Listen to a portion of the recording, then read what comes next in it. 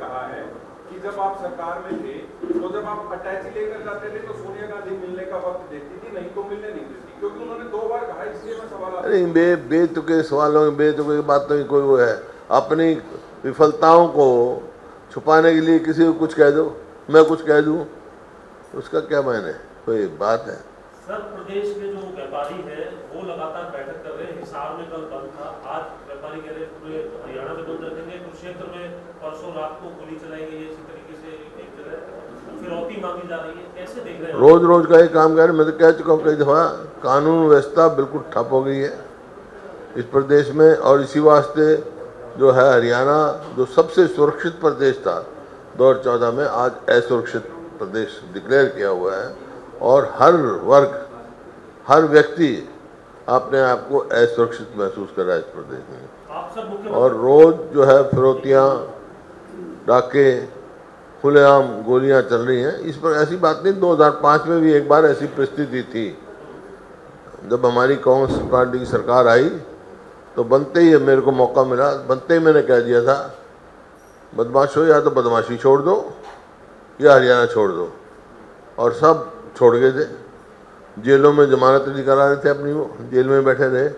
और उससे ये हुआ 10 साल शांति से गए, कोई ऐसी घटना नहीं घटी। और इसी वास्ते पर कैपिटा इन्वेस्टमेंट में, क्योंकि कोई भी इन्वेस्ट करता है प्रदेश में तो सबसे पहले देखता है कितनी सुरक्षा कितनी है। तो इसी वास्ते यहाँ इन्वेस्टमेंट नहीं आ रही। और जो प्रति व्यक्ति आय में, प्रति व्यक्ति निवेश में नंबर 1 था हरियाणा, आज बेरोजगारी में नंबर 1 हो गया। विधानसभा चुनाव की तैयारी सभी पार्टियां कर रही हैं। जो आवेदन कुछ मांगे गए सर उम्मीदवारों से जो इच्छुक है चुनाव लड़ने के, तो टिकट वितरण का सर क्या प्रोसेस इस बार रहने वाला है? और तुम्हारी सैलजा ने कल बयान दिया नगर में कि अच्छा टिकट वितरण हुआ तो हम चुनाव जीत जाएंगे, सरकार बन सकती है। ठीक बात है, टिकट वितरण अच्छा होना चाहिए। अगर 2019 में अच्छा वितरण होता तो जब भी जीत जाते हम। इस बार सर क्या क्राइटेरिया क्या रहेगा? क्या क्राइटेरिया रहेगा?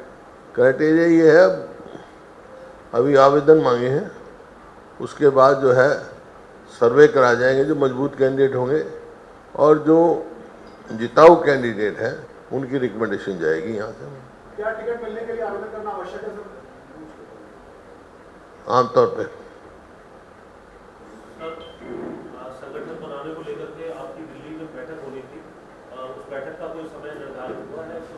नहीं, मेरे कोई बैठक प्रभारी जी कह रहे थे कि शायद इस 10-15 तारीख तक है, 10 तारीख के आसपास तक अगले 1-2 प्रभारी हम आए थे दीपक प्रभारी, तो उन्होंने कहा था कि आपकी मीटिंग होनी है। हम संगठन अगले 10 दिन के अंदर या 10 तारीख तक या 12 तारीख तक जो है घोषणा कर देंगे। क्या आपकी मीटिंग होनी है?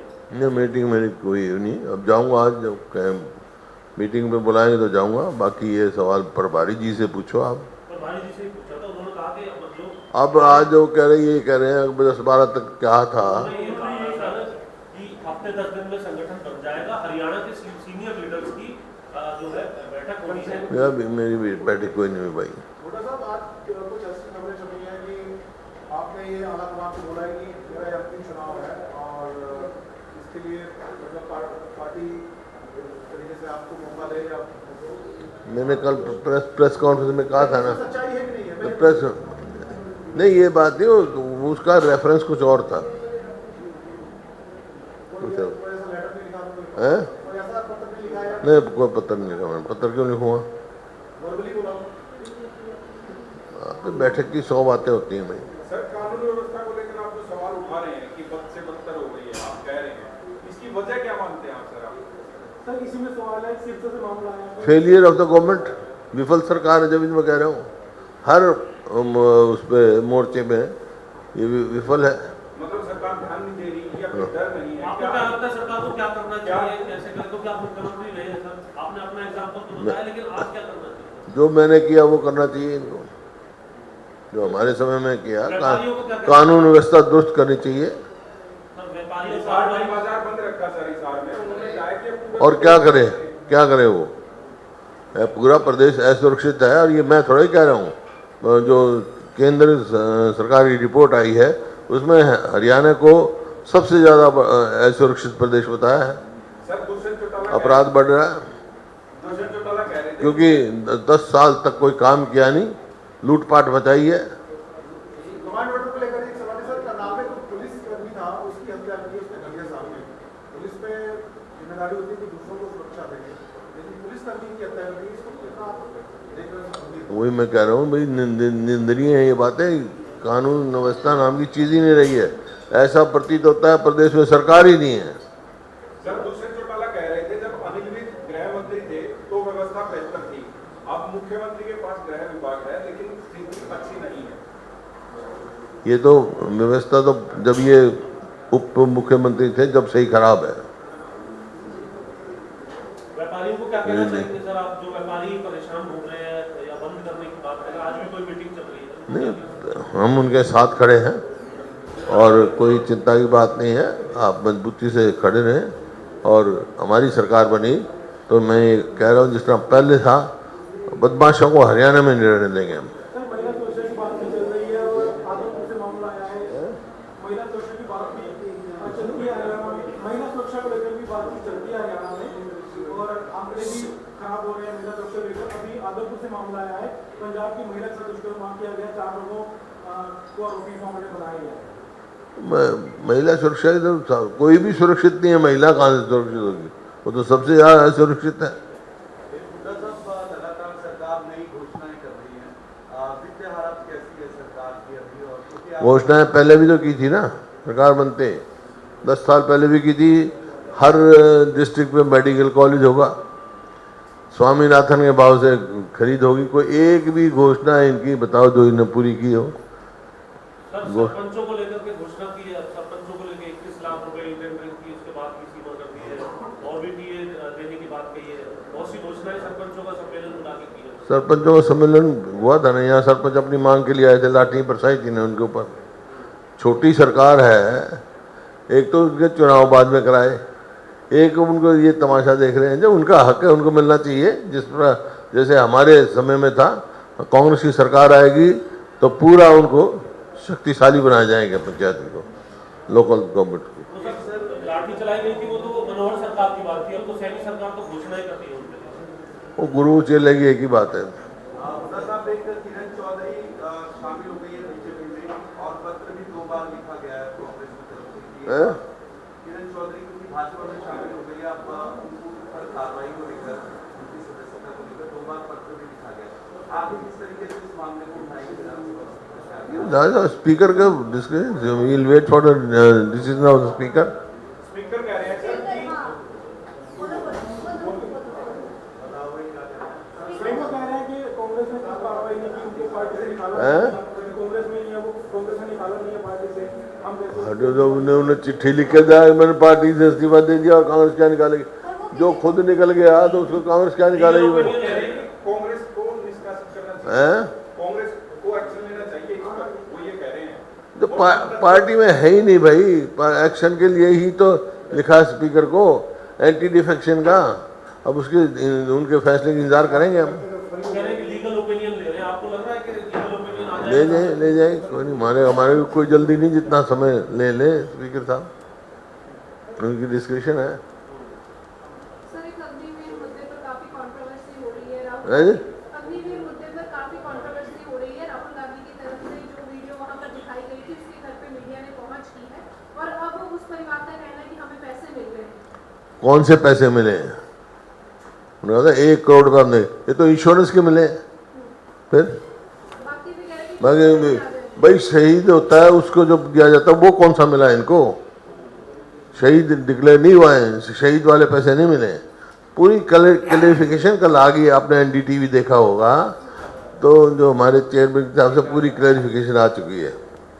सर जब लोकसभा चुनाव से पहले आपने एक भारत जोड़ो यात्रा निकाली थी, हाथ से हाथ जोड़ो कार्यक्रम चलाया था, अब विधानसभा चुनाव आने वाले हैं, क्या कर रही है सर पार्टी? 11 तारीख को बताएंगे आपको। कितनी को सर? 11 तारीख को 11 तारीख को। इंतजार कर रहे हैं उस पर। 11 तारीख को प्रेस कॉन्फ्रेंस करेंगे, उसमें बताएंगे आप। संविधान बचाओ यात्रा भी हरियाणा में शुरू हो गई है। वो प्लान बना, संविधान बचाओ यात्रा।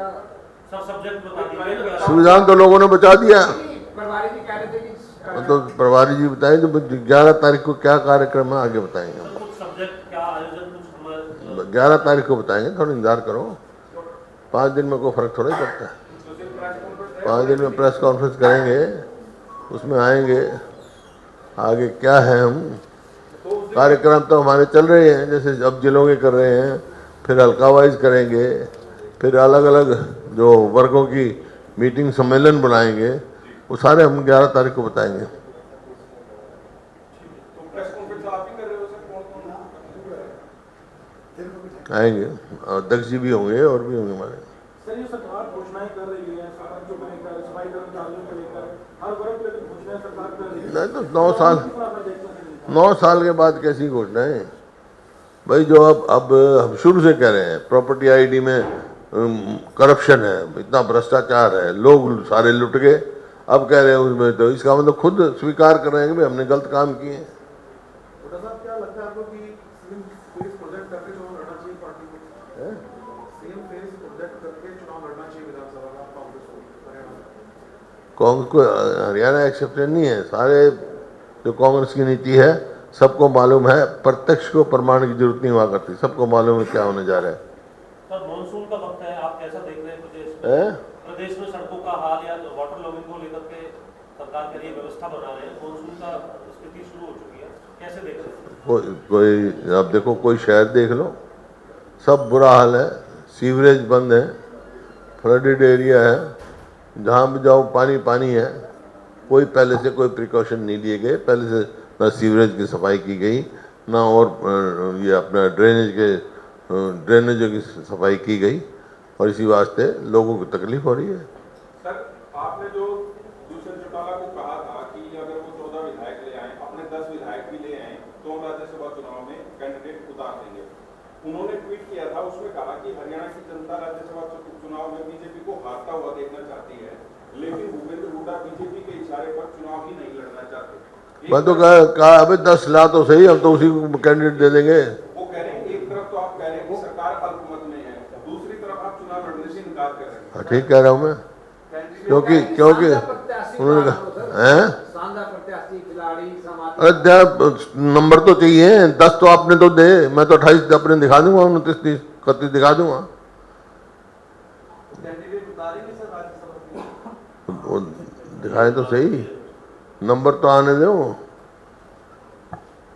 दुष्यंत चौटाला क्या मतलब यूँ कह ले कांग्रेस खड़ा कर दे और नंबर होने, हार की कांग्रेस, मिला हुआ है बीजेपी से। वो ये भी कह रहे हैं कि हार जीत तो चलती रहती है चुनाव। फिर लड़ ले,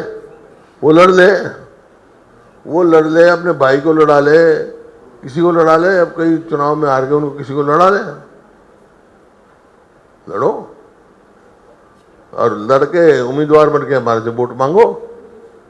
कांग्रेस सहमत होगी सर बीजेपी? हो सकती है ना, थोड़े हमने को बीजेपी को वोट थोड़ा देना है, लेकिन लड़े तो।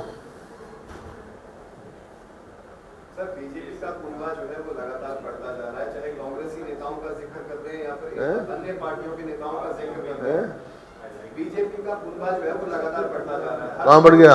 हर रोज सीएम हाउस में। अरे हमारे कल हमारे यहाँ नहीं देखा तूने, हमारा बढ़ता नहीं दिखता तेरे का, एक आंख तेरी बंद है क्या, ये देखता है बीजेपी को?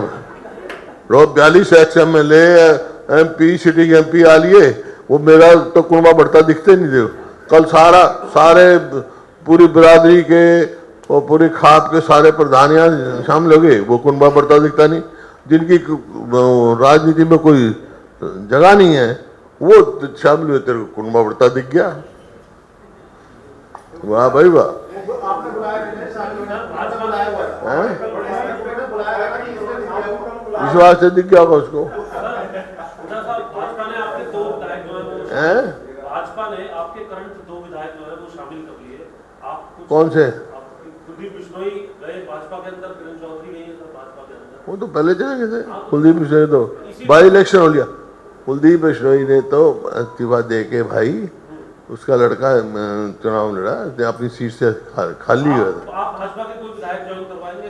तैयारी है आपकी? क्या भाजपा के विधायक करंट विधायक ज्वाइन कराने की? भाई देखेंगे, बतेरे मेरे को है, लेकिन सारी बात आपको बताने की जरूरत भी नहीं है। लेकिन कोई मैंने नंबर पूरा नहीं करना, मजबूत कोई आदमी होगा, है भी, देखेंगे।